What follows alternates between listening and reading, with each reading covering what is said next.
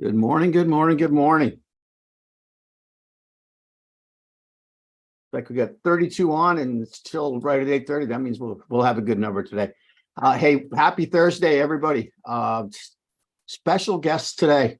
Mr. Marc King has agreed to join us and excited to have him on and kind of what's going on the higher end of Keller Williams. Marc, welcome.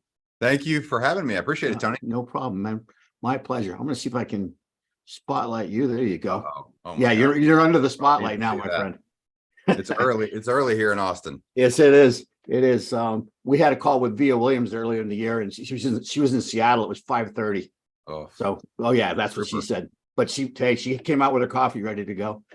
I would love to know if you could share with us a bit about your journey with Keller Williams. I'd love to hear that.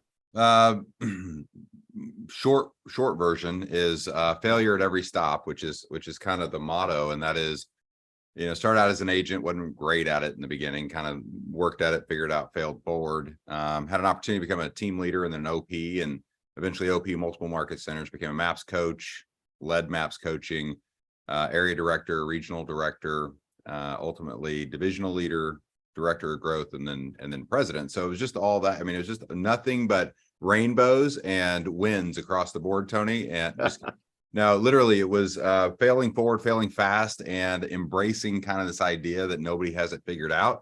And I'm just going to go to work every day and do the best I can and see where it leads. I love that.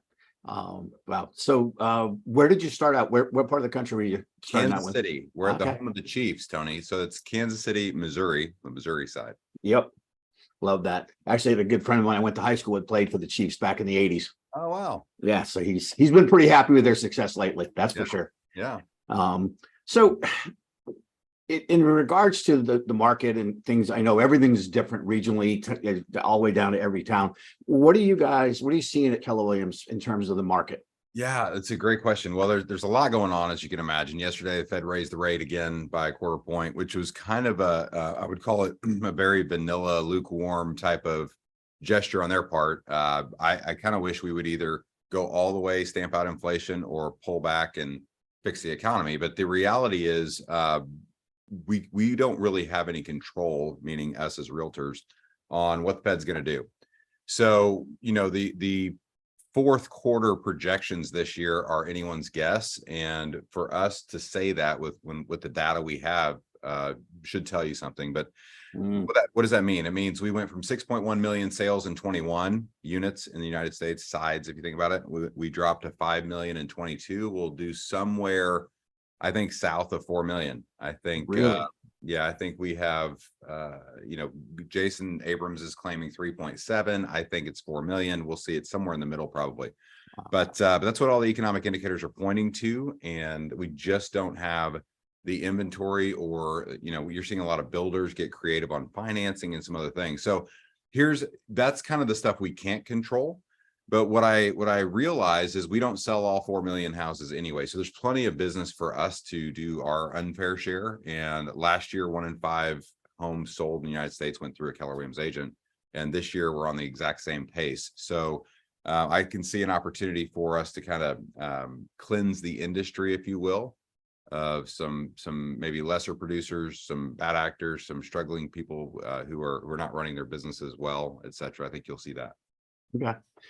So I'm sure you're seeing a pretty significant drop in agent count.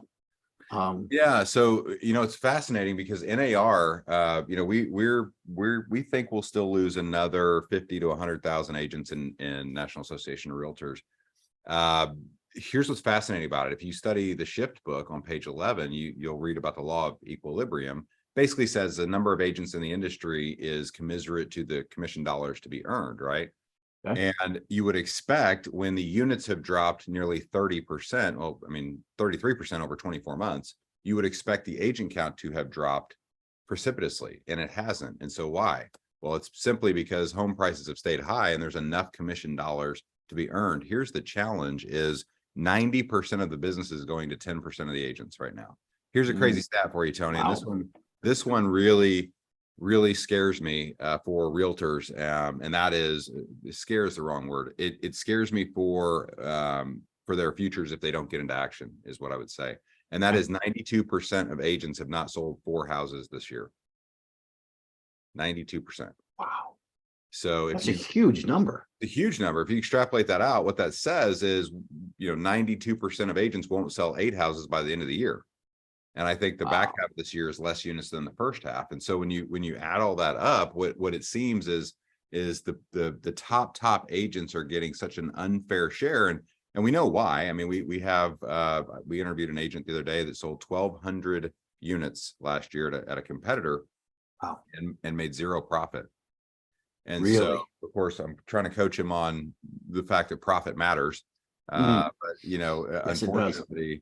unfortunately, he's buying all of his business. And so when you give 40% success fees to third-party lead aggregators, then you've wiped out all the profit in your business.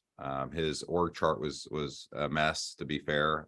His expenses obviously way out of balance. So that's my concern, is more of the people who are not running great businesses. Here's why, as an old timer, Tony, this is why that offends me. That business model offends me, is there are 120 agents out there who could have sold 10 houses a piece, had an amazing lifestyle, amazing living, and that was all taken out of the market by a Zillow or someone else, right? And so that's my concern for the agent and their income.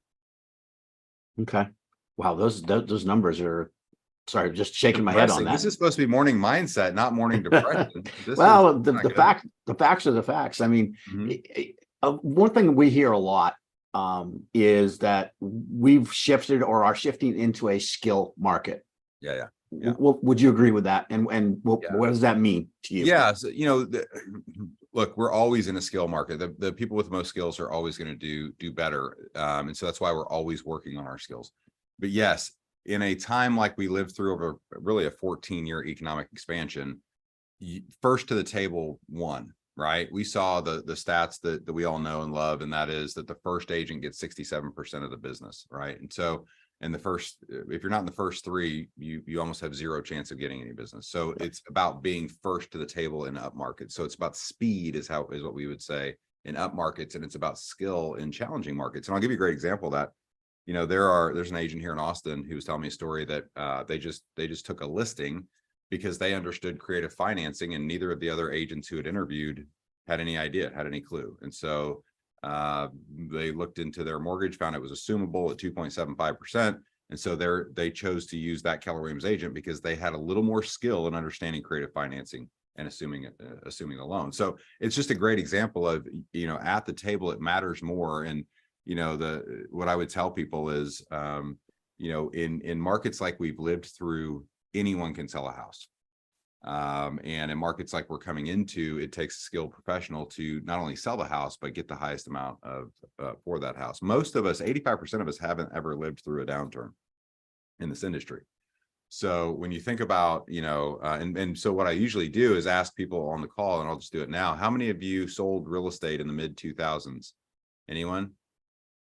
Oh, good. Hi, Darlene. Hi. Oh, Diana is out in space. Hi.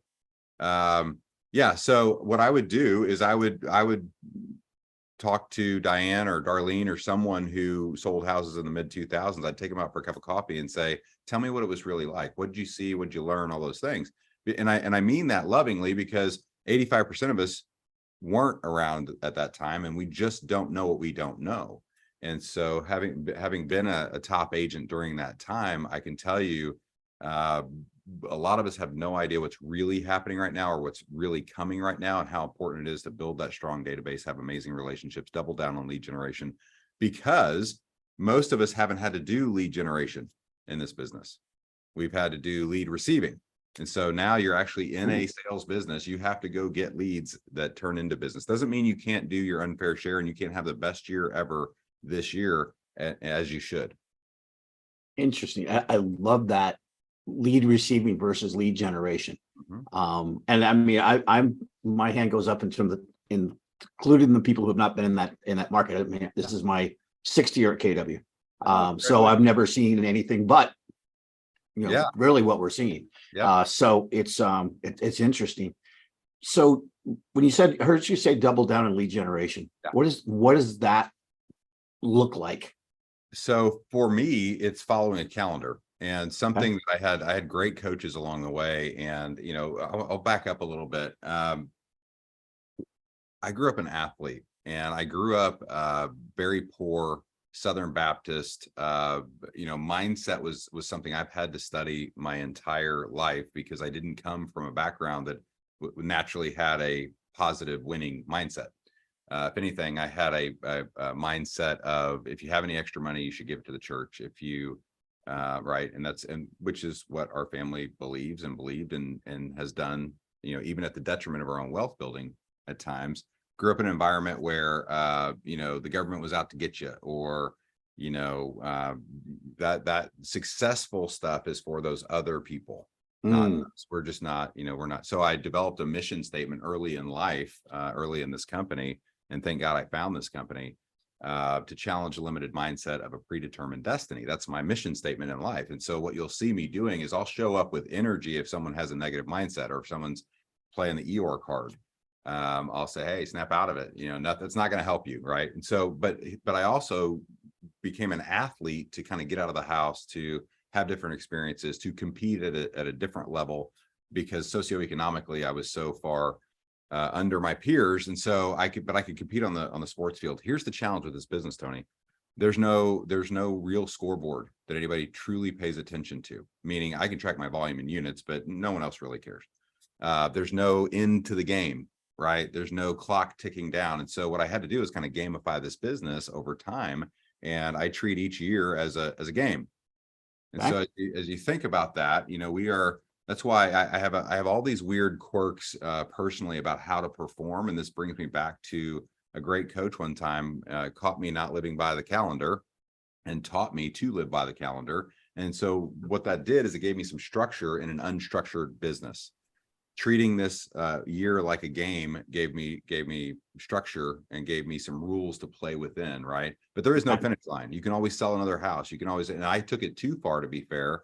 And so I went, a long time without vacations, or I did other things that maybe weren't the smartest thing for me to do. So in that vein, most of us, if you're not doing any lead generation right now, you can't really double down on your lead generation. But what I would tell you is, if you can just get in the rhythm of following a calendar, you can spend a couple hours a day just and start as passive as you like, because they're until we get people past fear, we're not going to get them into lead generation. And if you're afraid, my first bold, I'll never forget, I was working on with the MAPS team and Diana Kokoska, and the first bold I went to, I was already the number one agent in my board, and I didn't want to make phone calls. So and I, by the way, I don't think you have to make cold calls to sell real estate. I think this is all about networking, relationships, all those good things. So what I would be doing right now is I would be pulling in every vendor I've ever done, who's ever touched a transaction of mine. I'd be engaged with every past client. I would be talking to any and all people who have real estate needs today. And here's another thing a coach taught me that I'd love to pass on, and that is, I had a really general, silly script in those days. Today we call them conversations, and it might be something as simple as, "Hey, Tony, it's Mark. How's it going?" Just role play with me. Going well, Mark. How are you? I'm doing great, man. I'm just looking for deals. You know me. I'm always looking for deals. You know anybody looking to invest in real estate or buy or sell? Not offhand. I really Okay. don't. Well, do me a favor. If you hear of anybody, let me know, because I'm always out there looking, and I can help anybody you know. Okay. Yeah, no, I'd be glad to. Super silver tongue right there, right? Like, it's so simple and basic. And so I was role playing with a coach, and the times got a little tougher. And at the end of 2007, it felt a lot like it does today. And so he asked me what I was saying. I was role playing, and he said, "You're going to get the answers to the questions you ask." And I went, "Oh." And so he said, "Try this. How about we go a week and we just ask people, who do you know that needs to list their home in the next 90 days? And so I tried that, and I started getting different answers. And then I took that all the way down to, who do you know that needs to buy, sell, or invest in real estate today? And it wasn't that short. I mean, it's always some, there's always some fluff, but for the sake of time, we go faster than that. But, normally it'd be, "Hey, Tony, tell me about the family. You doing okay? How was your trip to Orlando? Did you have great," right? All those things. And then ultimately you're going to say, "How are you doing? What are you up to?" And I'm just looking for deals, just out there trying to help people make money, that kind of stuff. And so you'll get the answers to the questions you ask. So all lead generation is finding the motivated right now. And who are the motivated? Here's some stats for you. 33% of buyers right now pay cash. So interest rates don't matter to them. Now, what matters to them is whether or not there is any inventory that fits their needs at a price they want, which is really what we have to look for. But the other, 4 million households are moving this year. It's not as if no one's moving. And so why are they moving? They're moving for all the reasons that people move anyway. I don't know about anybody on this call said to your loving, adoring partner at the time, you know what? I'd love to get married, but interest rates are ticking up. So I think we'll put that off a little bit. I don't think any of us did that, right? Or we're going to plan a family around interest rates. We don't do that. Or we can anticipate job gain or job loss around interest rates. So you're going to find that if the Fed has their way, they're going to drive up unemployment. Unemployment's going to cause more people to have to sell their homes. You're going to see we're already seeing it in Austin, kind of this feeling of trying to cash in your lottery ticket before it goes away. And so you're seeing a lot of people throw houses on the market at ridiculous prices right now, which in turn tells people, oh, look, the real estate market's great. Look at all these high price houses. But the reality is they're not moving. They're not, the average days on market has tripled here, which we're still half of what normal is, but it's tripled from where it was. So we're, before we see a big turnaround in units, you're going to have to see unemployment go up, unfortunately, which is what the Fed wants.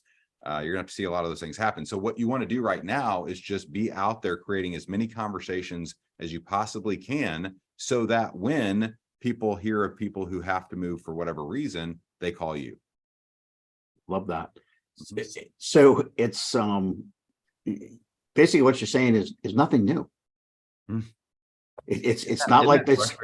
It's not like there's a new magic pill or something that's, the latest, greatest thing. And I can be a shiny object guy sometimes. I have to really rein myself in, but yeah, it's all about relationships. It's 100% about relationships. And on that note, Tony, that, the newness that's happened in the last 10 years, because there is a lot of disruption in this industry over the last 10 years. But what's happening right now is, and we're hearing it louder and louder, is the online lead generators are seeing a lower and lower conversion rate. And agents are getting more and more anxious about that for the money they're paying for it. So, right, there's never been personally, I'm a fan of creating a great database and being in high level relationships, doing awesome client events, still doing open houses, still door knocking where it's appropriate, all those things that absolutely lead to business and cost you nothing to do. And that's kind of my highest and best coaching for an agent right now. I love that. And what you mentioned disruption, tell me a little bit more about that. Just, if you look at the last 10 years, we put out an announcement last week. Marc Willis is rejoining us as a consultant and kind of helping out with some things. Marc was the CEO of this company 10 years ago. And what's great about Marc is very few people know what makes Keller Williams special, better than Marc Willis, meaning the mission, vision, value, belief, perspective, profit share inside and out, ALC, and why it's so important. All the things that make us a unique culture is where Marc thrives.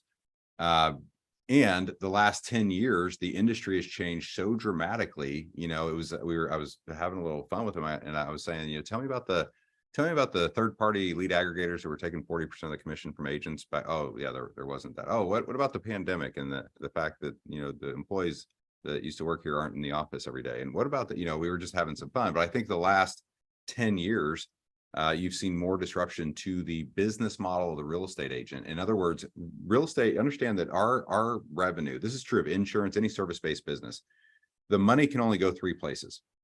It either goes to the consumer at meaning a lower price, or it goes to the agent, meaning they have a higher split, or it goes to the broker, meaning they have a higher split, right? So it's only going one of three places. It's going to the company, the agent, or the consumer.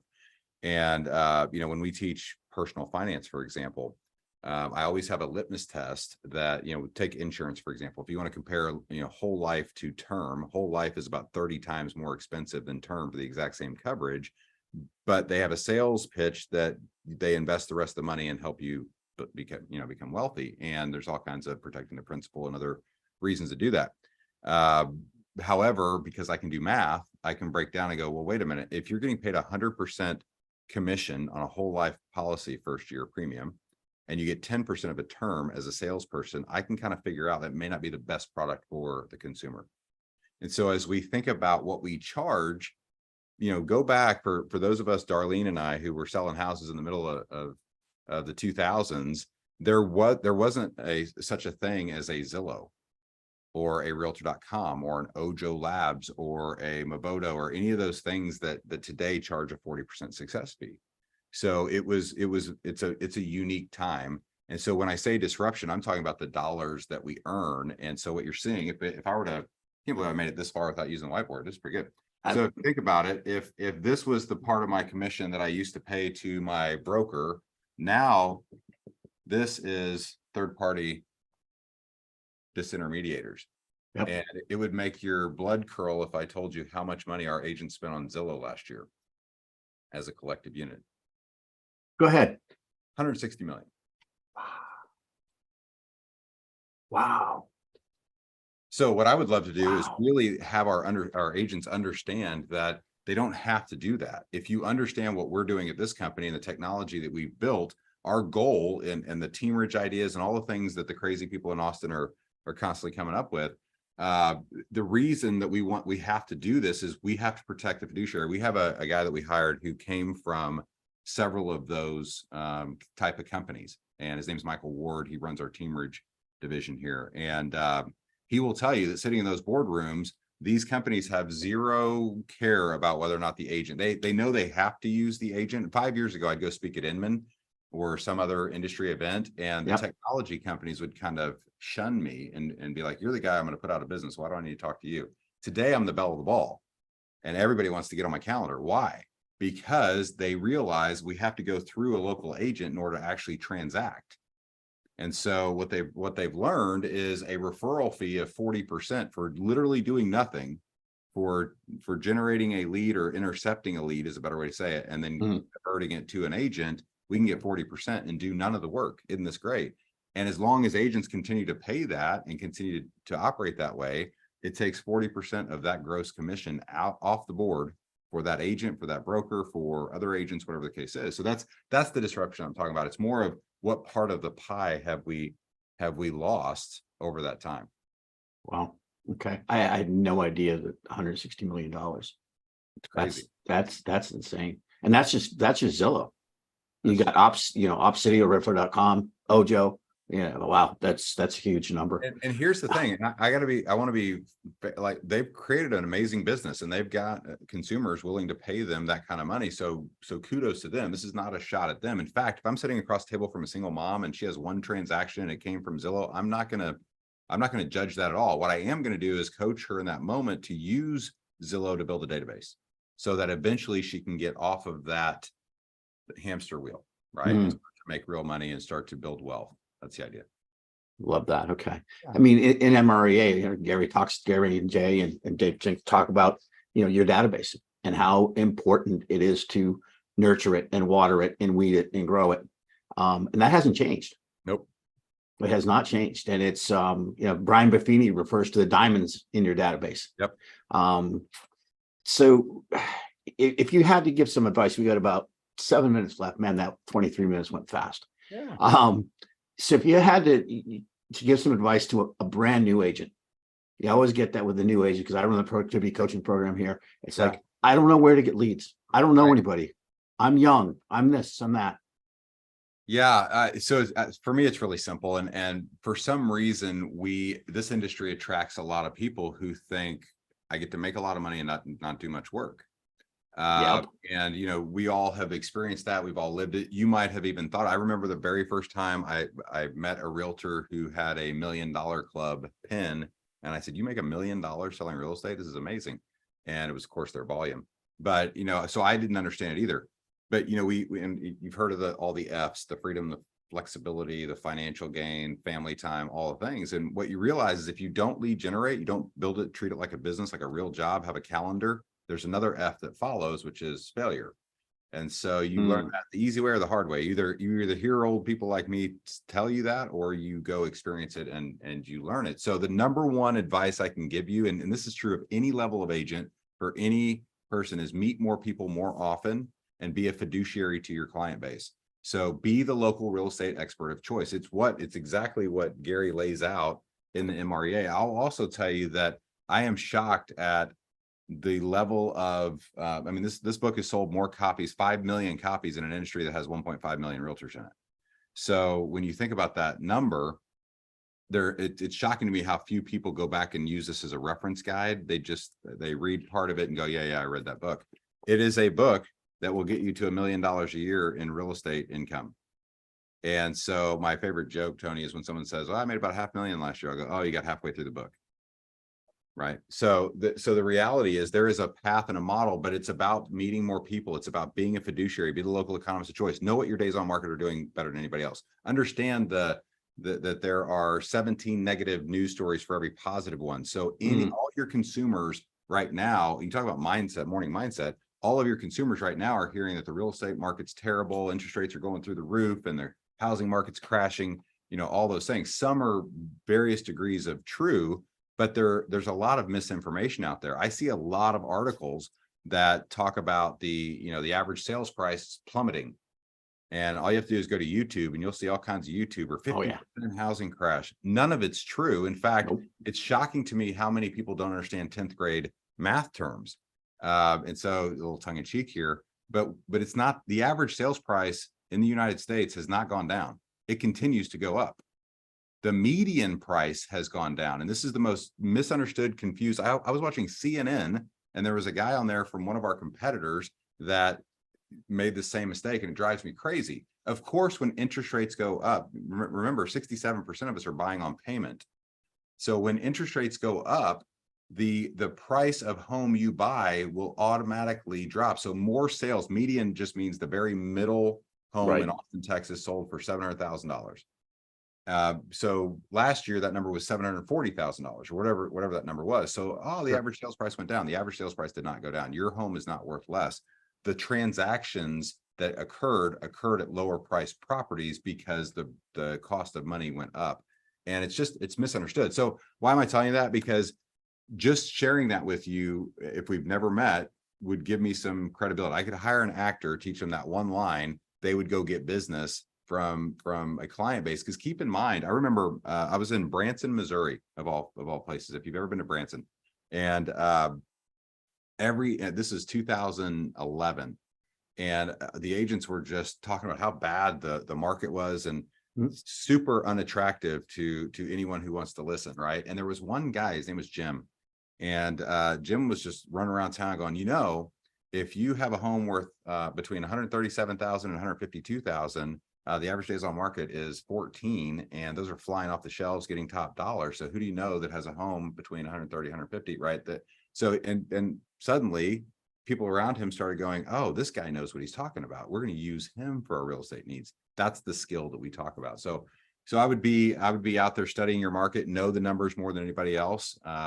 I would understand what's happening locally in your MLS, as well as in your state, in your region, and all of Keller Williams International. You can pull all those reports. We call it the language of real estate. So listings sold and contracts written, all those things that would go into some kind of presentation. But as you study that, it becomes a natural part of everyday conversation. So if I were to pick up and move to your town and start selling real estate today, what I would do is I would get up every morning. I'd join a gym. I'd get up every morning. I'd go to that gym. I'd be there for a couple hours, partially to work out, but partially to meet people and just have pleasant conversations. And within 7 seconds, I'm going to ask them what they do for a living, which they're going to reciprocate and ask me what I do for a living. And they're off we go into real estate conversations. Off we go into, hey, let's stay in touch, etc. I'm going to leave the gym. I'm going to go to the most hopping restaurant or whatever I can find that serves breakfast, and I'm going to go there and I'm just start hanging out and have breakfast every morning, get some eggs and and just meet people and have pleasant conversations. After that, I'm going to go find some local organizations, or I'm going to join a church. I'm going to do whatever it takes to meet as many people as I can, and I'm just going to build more relationships faster in a market like this. And if you do that, and here's where it all falls apart though. If you're like me, you're not awesome at details. So I had to have a system. At the time, I was using business cards. And so on the back of my business cards, I just had 4 blanks for your name, your email address, your phone number, and your physical address, if you're willing to give it to me. So if we got in a great conversation, I'd go, oh, here's my card. Oh, by the way, do you mind if I take down your information? Right. And it was just a simple conversation as you meet people and you just build the sphere of influence. Here's the crazy thing. If you just met 2 new people every single day, you'll be a millionaire in this business eventually, right? It'll take you probably 7 years. But if you meet 2 new people every single day. Wow. And I had a question in there from Mary Hope, and I'm going to go a minute over. This is awesome. She wanted to hear more about gamifying your year. Yeah. Yeah. So, by the way, it's great to have a community around you to have some fun with this. Just, what are your goals? So if you ask me, if I'm an agent in your office, for example, I want to have something posted on the wall that says 2024 is coming. And here's all of our goals for 2024. And we're going to gamify this. There's 4 quarters in the game. And first quarter, I know I'm going to do 20% of my business. Second, third, I'm going to do 30 and 30. And then fourth, I'm going to do 20. So how can we gamify this and put up some prizes, put up some, this is how I operated in my own office as an agent. And my buddies and I would have little running contests. And I'm embarrassed to tell you it was who would buy the beer, but that's what it was. And it was about who could get more transactions on the board and that sort of stuff. So we just made it a game, made it a competition, a friendly competition. The fascinating thing that happened, I was way behind my goals one year.